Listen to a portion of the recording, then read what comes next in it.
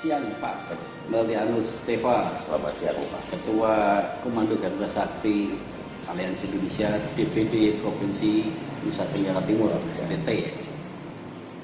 Tadi setelah kami mendampingi menghadap Ketua Umum, ada satu pesan khusus bahwa Bapak sebagai purnawirawan TNI Siap. melanjutkan pengabdian terhadap bangsa dan negara melalui Aliansi Indonesia. Nah, boleh diperjelas Pak? Ya, jadi gini, saya sebagai seorang purnawirawan tidak mungkin saya purna dan berdiam diri, tapi saya melanjutkan perjuangan saya demi untuk negara kesatuan Republik Indonesia. Jadi mungkin itu yang saya bisa sampaikan. Terima kasih. Kemudian terkait kepengurusan Komando Garuda Sakti di Nusa Tenggara Timur saat ini yang sudah terbentuk berapa divisi? Ya, untuk Provinsi Nusa Tenggara Timur sudah 13 DPC. Dari berapa kota? Dari 22 kabupaten dan kota. Berarti sudah 50% lebih ya? Siap, alhamdulillah. Itu sudah 50% lebih.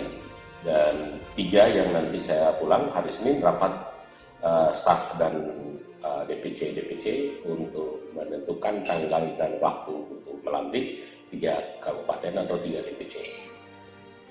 Kemudian ini salah satu di NTT kan berbatasan langsung dengan yang dulu masuk wilayah NKRI ya, sekarang juga Timor Leste ya.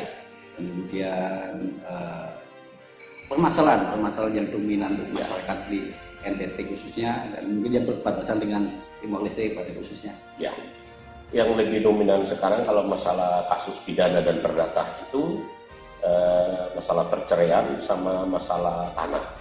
Itu lebih dominan itu di kabupaten dan kota. Sedangkan untuk perbatasan kita dengan Timor Leste, saya kira selama ini kami biasa-biasa saja karena memang kami itulah saudara kita. Kami tidak pernah membedakan siapa mereka dan provinsinya apa, negaranya apa. Saya tahu bahwa itu adalah keluarga dan saudara kita. Dan kami selama ini bahkan saya lebih kerjasama. Ketika ada kasus yang mungkin kami dari NTT tidak bisa tangani atau pelakunya lari ke Timor Leste, kami koordinasi. Dan kalau ada kasus yang di Timor Leste lari ke NTT, mereka pasti koordinasi dengan saya. Dan itu hubungan kami, komunikasi kami selama ini.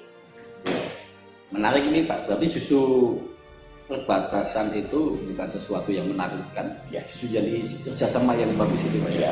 Jadi gini, kalau saya mau bilang menakutkan bagi yang mungkin awam ya dan miskomunikasi.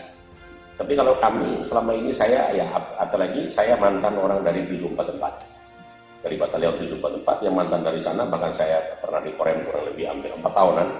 Jadi kalau menakutkan saya berpikir bahwa mereka saudara kita, adik kita. Jadi nggak perlu kita takut, bimbang dan seterusnya. Itulah saudara kita. Seperti itu Mas. Tadi waktu kita ngobrol informal, tiap hari tidak pernah sepi kan kalau NTT dari masyarakat yang mengadu. Itu mayoritas apa Pak yang diadukan? Jadi gini, NTT ini selama ini orang tidak pernah hiraukan yang namanya kasus tanah. Tinggal orang tua, ada tokoh-tokoh adat itulah menyelesaikan. Tapi sekarang lebih dominan mereka lari ke yang pidana dan perdata. Karena gini, tanah dulu nggak ada harga untuk provinsi NTT. Dengan adanya pisah antara Timor Leste sama NTT, situlah tanah menjadi mahal.